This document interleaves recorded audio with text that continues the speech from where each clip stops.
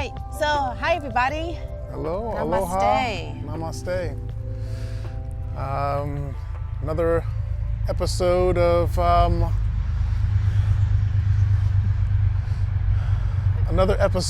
I Am Not That, Liberating the Self from the Self. I am Koa. And I'm Tezra. And And as you can see, we're on location. We just love being out in nature, but then sometimes other things come along with that we just kind of have to, bear with. So bear with us as we bear with it.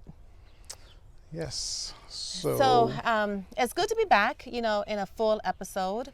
We've been doing uncut editions, which is just kind of like stream of thought. We'll just hop on and just go with the stream of thought of whatever hits us or strikes us to speak about. And then our episodes are more structured. So it's good to have to do a structured episode. Yes. So you want to introduce? Let's do our recap. Mm-hmm. So our last episode, that was episode 3, was called Fully Loaded, which was excellent, I believe, to give people nice reminders of that they are everything, they have everything that they require to accomplish anything that they want to do. In terms of your inner power, it can't be taken from you. It's always there, and it doesn't matter if it's dormant. It doesn't matter if you feel like you can bring it out more. It's there for you. You don't have to acquire it. You don't have to, go get it. It doesn't work that way. You were born that way. It is, like Tessa said many times, your birthright. And you are fully loaded. You don't need anything outside of yourself. And basically, the point that we were really driving at is that you are not at the behest of someone else to design your life. You do not have to feel like, well, I'm only going to get so far because they are only going to let me get so far. You are fully loaded with desires, because let me tell you something. If you couldn't do it, then you wouldn't think of it. If you couldn't do it, then you would not think of it. So, and I know it's easier said than done. It takes work. But just knowing that it's available, just knowing that that is there, it is our birthright, that your destiny is controlled by you.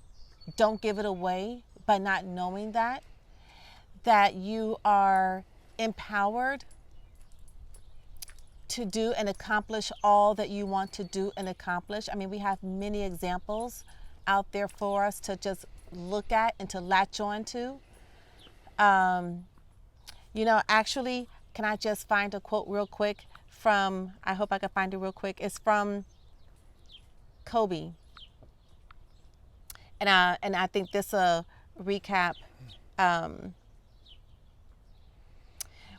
Fully Loaded perfectly, because he said, you can't stop people from trying to limit your dreams, but you can stop it from becoming a reality.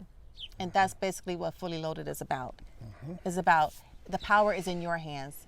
Don't be fooled in thinking that it's in someone else's. It's in yours. So take charge of it. So that was that, Fully Loaded. Yeah, and if you didn't get a chance to listen to that, please go back, and because even the recap doesn't do it justice. That episode was really, really awesome. And and if you heard it, maybe you want to listen to it again. But if you haven't heard it, for sure, go to our podcast and check that out. So we're going to dive into today's episode, which is called Well-wishers versus allies. We will define that for you for sure. But that is the title of this show, Well-wishers versus allies. So we're going to define first, or do we want to go into... I'm going to do the quote. Okay, we're going to start with our quote. So the quote is from Ram Dass. And if you're not familiar with Ram Dass, it's Ramdass. He was a spiritual luminary who recently transitioned. He recently left his body, but his teachings are still here with us. So I strongly urge you to just, take a listen, because he really helps you to wake up to who you truly are, and help to dismantle all of the things we think we are and how we are conditioned to act, behave, and live under those things that we think we are. He can be a little heady at times. I'm not going to lie to you. But just, let that, whatever you don't catch on to is fine. Let it be a cloud passing by. Right. And then something is going to come to you where you can, grasp onto it. But some people like the heady stuff. Yeah. Some people really like that. Yeah. I'm not too much of a heady person. But Ram Dass. So, and I really encourage us to kind of like break out of only what we know and begin to expose ourselves, to other things, to other possibilities, to other spiritual concepts. Not that we're asking you to worship anything different than what you already do. It just helps to bolster your practice, to strengthen your spiritual practice. So his name is Ram Dass. And his quote is, "If all we do is get caught up in the suffering, all you're doing is digging everybody's hole deeper." Yep. So we're going to now distinguish between a well-wisher and an ally. Yes. So a well-wisher. Let's see if I got this straight. Yeah, let's see yeah. what a well-wisher is. What a well-wisher is. So a well-wisher is someone who is on your side from the place of true power, truly there for who you are as a powerful being that you are. That they understand that that's who you are, that's who they are, and they want to see everybody move up, especially if they're a close friend of yours. They want to see, if you're going through something, they want to lift you up based on the fact that they know that you're that power, that they know that you're not whatever media says, whatever's going on in the news, whatever the social system's about, doesn't matter. They don't worry about all those labels. They know who you are, and they're there for that aspect of you. And that's what they come to uplift whenever they're called upon. And an ally is someone who they may have good intentions in mind somewhere, but there's an aspect of them who they're not there for your power. They're there to pour you, whenever they're there to give you sympathy and say what they think you want to hear, and that's basically it. They're not really helping you get through anything from a true sense of power. They're kind of keeping things where they are, or even making it worse in a sense. So I'm going to let Tez expound more upon these definitions. That was great. Give me a good start. Okay. Thank you. You're welcome. So yeah, like Cole was saying, a well-wisher is going to help elevate you up out of what you are doing, and is elevating you out of it through your sense of belonging, through your sense of knowing your power, bringing you up out of the waking dream. And the waking dream is probably whatever it is that you're going through, and thinking that that is who you are, that is what your life is going to be, but it's waking you up out of that dream. The well-wisher is going to remind you that you are a powerful being, that we were born with, kind of like fully loaded. They're going to remind you that you're fully loaded. So they're not going to get down in the hole with you and help you dig your hole deeper. That's what the ally does. And like Koa said, the ally, they think that they're helping. By all means, they're very genuine. They think that they're helping. So we're going to just bring this in a little bit closer to the times that we're in today. So it's this episode is really created for the LMs, also known as the white community, because you are just as upset of the injustices that we see in this society over and over and over again. You have just as much passion to see it come to an end, or to begin to see a turnaround, and you want to be a part of that, but you don't know how to. You don't know how to support those on the front lines. So you want to know how to show up. How do I show up? And so we just want to give you a little insight on what an ally is versus what being a well-wisher is. So not telling you what to do based on your own motive. You can decide what to do, but at least you know the difference. And you can say, oh, okay, I think I am being an ally here when I really want to be a well-wisher. So I'm just going to begin to go in a little deeper. So an ally might sympathize with you, that this is horrible. Like, they can't keep treating you guys like this. You know, this is unacceptable. And basically they're in the suffering with you, which is just only digging your hole deeper. It's not making you feel like there is a way out. It's making you feel like, it may make you feel like, okay, yeah, this person understands, but is this person helping you to elevate and to shift and to make that shift into something more powerful? The well-wisher is going to bring you into the awareness of your power. It's going to remind you of who you really are. It's going to remind you that it is your birthright to have a dignified, respectable life. Don't allow what media says or what anybody else says to dictate how you're living. Don't allow that. Know that the change that we are looking for, that it is there.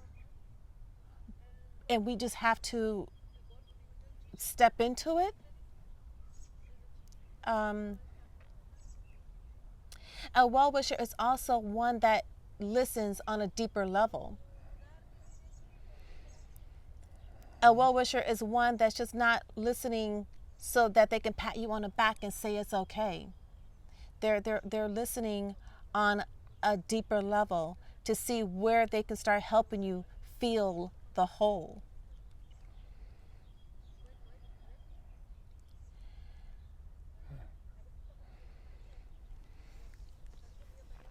Yeah, it's funny because the way we're discussing it, you know, it may seem like it's a one way, a one kind of directional thing. Like, you know, this is how, as a well-wisher, this is how you actually do genuine good and create genuine change and empowerment for a friend of yours or a community that is going through such kinds of injustice. This is how you can actually be of true assistance. But there's also an aspect of it where it calls on you to recognize your own power. You can't be a well-wisher if if you're caught up in certain kinds of beliefs. If you really are like somewhere inside caught up with, well, unfortunately, it's America and I am better off, but I sympathize with you, and maybe one day, you'll get something, better than this. But it's just, it's just the way it is. I mean, I was born this way, and it's not my fault, that I have all this, advantages and stuff. Like, if that's your cultural story, you have to actually be real about that and check that, look into that, because in order to be a well-wisher, you may have to make some adjustments in how you think and how you behold yourself. So it can be hard work. It's not necessarily, you just start from this automatic place of power, and I'm going to make sure I remind you of your power. Sometimes you need to remind yourself of your own power. You need to really get on board first and, check yourself, in that regard. So it's two sides of it. You have to really check where you're coming from. You can't be, well, poor you. We are human beings. We are powerful. And until we are all in the same, being looked at as in the same way, then none of us are free. You have to really understand that the playing field is most definitely even humanity, period. That's it. We're human beings. And so if there's systems in place and, those behind the curtain who are really invested in power and money and control of planet Earth, and that's their thing, and they know the only way to do that is to have people at odds at every single turn that they can figure out how to have you at odds, because they know that if human beings ever unite and really understand their power, they're not going for the games. They're not going to play. They're not going to play along with us anymore. They're going to demand that this stuff comes to an end. So we got to keep them distracted, got to keep them, at each other's throats, got to keep them even thinking that one's a little better and one's a little lesser. Just keep that idea alive, and those things will just continue having people confused and working to figure out how to solve goals in a way that's not productive. It's going to keep things basically in place.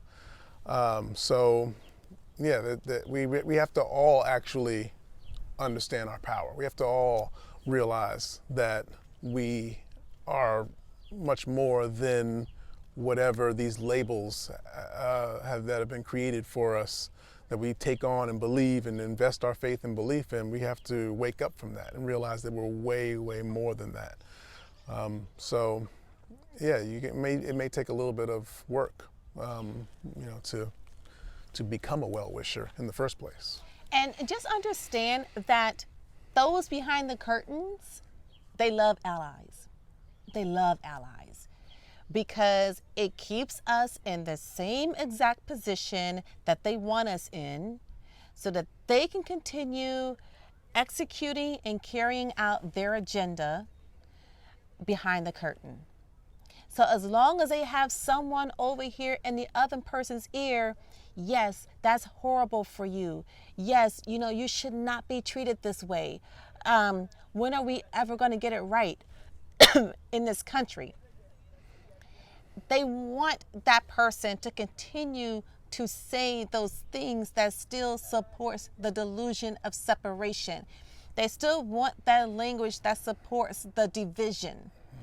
But on the other hand, the well-wisher is who they're deathly afraid of, because the well-wisher will begin to wake the person up. They will be participating with coming from up under the delusion of separation. They will be participating and knowing that truly we are all one.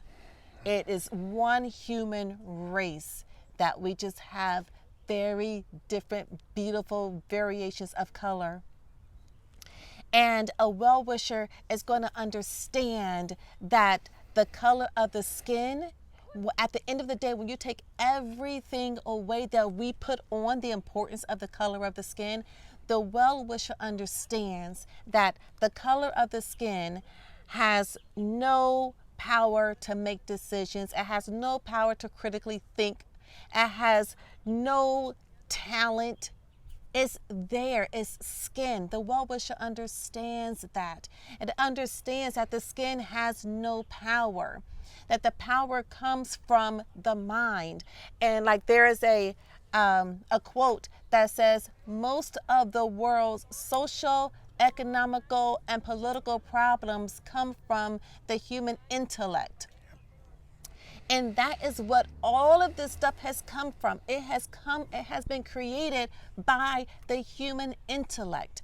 A well-wisher is going to get that. They're going to understand that. And they're going to bring that to the forefront. That at its true nature, at the true core of itself, the skin color is the most insignificant thing in your destiny, because it has no power to make decisions for you. It's not a determinant of your level of talent or of your ability. It's all what we have been conditioned to believe, to think, to live by, to kill each other by. A well-wisher is going to work together, is going to collude with you, and we're going to wake up from this dream. An ally is not going to they're not going to realize that. They're going to think the color of the skin is the reason behind it all, and there's nothing we can do because we can't take it off. It's just here. So now we're just stuck with it. This is what we have to live with. Poor you. Well-wisher knows different. Yep. So, is there anything else you want to share, or? No, just a really quick reminder that this is a wake-up call for everyone.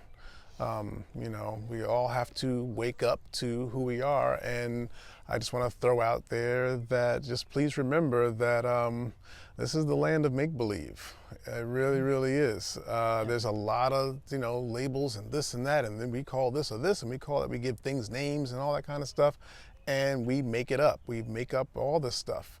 And I call it the land of make-believe is because they make you believe it. They really want to make you believe in all these things that are created, and it just takes you away from your beingness, the fact that you are a being. When you strip all that away, you are a being, you are aware, you are consciousness. So we just have to keep that in mind so everyone can come out of this hole that is just digging deeper and deeper and deeper and start to actually fill it. So. And I know that we sound very idealistic. Trust me, I know that. But we would not be sitting here sharing this information if we did not experience it for ourselves and know it to be true. Because at one point in time in our lives, and we still fall asleep and then wake ourselves up. I mean, it's just what it's the game. It's what you do. You fall asleep and then you realize you're asleep and then you wake up. Like, oh yeah, that's right. That's not me. That's not where my true potential is. My true potential lives in the land of unlimitedness. And so LMs, I just want to also throw this caveat out there that you probably will get pushback. You probably will get resistance. And it's probably going to sound something close to, that's easy for you to say because you don't live my life. You're not Black in America. So, it's easy for you to say that you're powerful. It's easy for you to say that I can rise above, or I don't have to accept this. That's easy for you to tell me that. But like Koa said, that's the point where you stand in your power as well and know it to be true. And maybe you have to take a couple of punches. Yep. But when you stand in your power, eventually the truth surfaces to the top. Yeah. And a person begins to see a glimpse of what it is that a well-wisher is trying to let them see. And that's all we need to do is see a glimpse. Got time? Mm-hmm. Okay. So I just wanted to, before I lose the thought. That about that taking a couple of lumps. That's like you didn't ask for it. You might even be told stuff like, "Oh, y'all are part of the problem. Y'all caused this problem. I mean, your ancestors or however it comes across." And this is where the word compassion comes into place. This is where staying grounded in your power and understanding it's pretty raw. People are hurt. People are upset, people are fed up, people are in a certain space, so they're not always in that space of welcoming you and welcoming help and all that kind of stuff. And it's like Tez said, that is the opportunity to stand firm in your power. And that may involve compassion or even giving someone a little bit of breathing room. But when you return, it's still coming from that same place. And like she said, even if you're in that moment for a moment and you lash out, to someone who's trying to say that they're there for you, that persistence of you being in your power, it shines through. And they eventually recognize it for what it is and come out of that raw moment, and you come into alignment. And it prevails. Yeah. When you stand in your power, it prevails, because the power is given to us by universal energy, and there's nothing stronger than that. Mm-hmm. Universal energy is the strength in the strong. Mm-hmm. So it's understanding where that person is coming from and not internalizing it, understanding where they're coming from. Mm-hmm. Because their point is valid. Mm-hmm. But not to allow that to make you become an ally. Right. So let's continue to be well-wishers for each other. And let's just go back to the quote to see if it lands just a little differently. Quoted by from Ram Dass. If all we do is get caught in the suffering, all you're doing is digging everybody's hole deeper. So let's try not to get caught up in the suffering. Yeah. Let's try to stay in the space of oneness. Yep. Know yourself. Own yourself. Own that power. Stand in it. Get comfortable in it. It's not always comfy. Yeah, it's not. We have that. A lot of been bombarded with a lot of limited ways of thinking and fear and all that nonsense. So get into that place of power. And let's stop listening to what media or what society tells us that we are or that we are not. Know that however you see yourself, that is what you will experience yourself to be. If you think of something, then you can have that something or be that something or experience that something. Yep. Media is not in control. We are actually in control. Yep. So let's take that seat. All right, so just remember, are you a well-wisher or an ally? Yeah. Namaste. Namaste.